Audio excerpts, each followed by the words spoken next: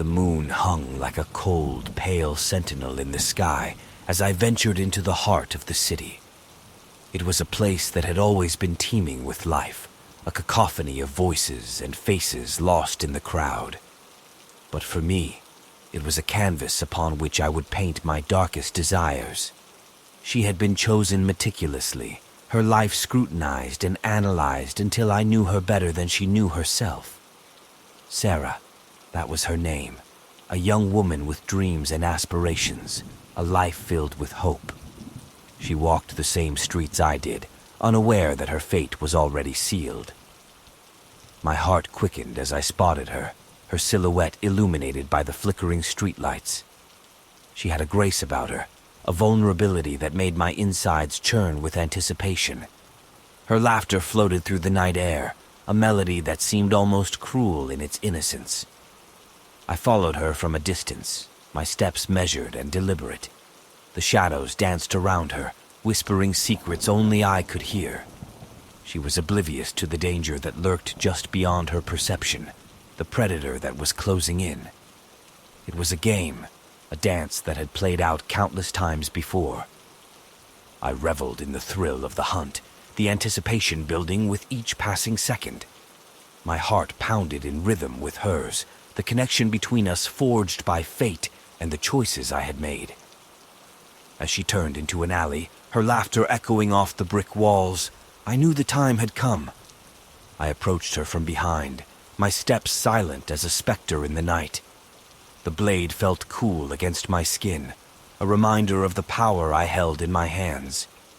With a swift motion, I lunged, my gloved hand covering her mouth to stifle her scream. Her eyes widened with terror, the realization of her impending fate flickering behind them.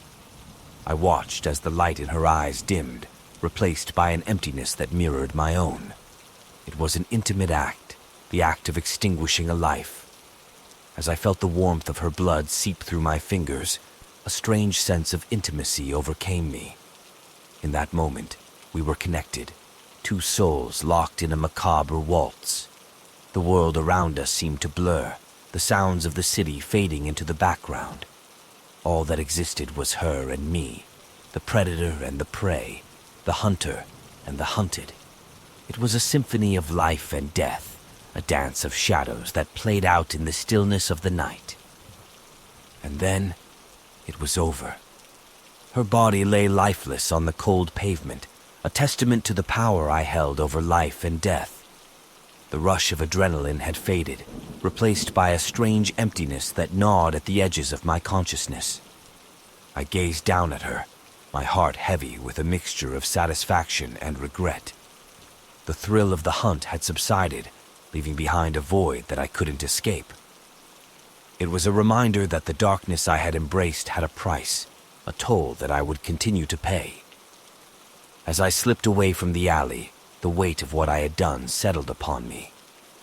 The city continued to bustle around me, oblivious to the darkness that had played out in its midst. Sarah's life had been extinguished, her dreams and aspirations snuffed out by my hand. The question lingered. Why did I do it? What drove me to embrace this twisted dance of life and death? The answers were elusive, hidden within the recesses of my own psyche. Perhaps it was the power, the control over another's fate that drew me in. Or maybe it was the void within me, the emptiness that I tried to fill with each life I took.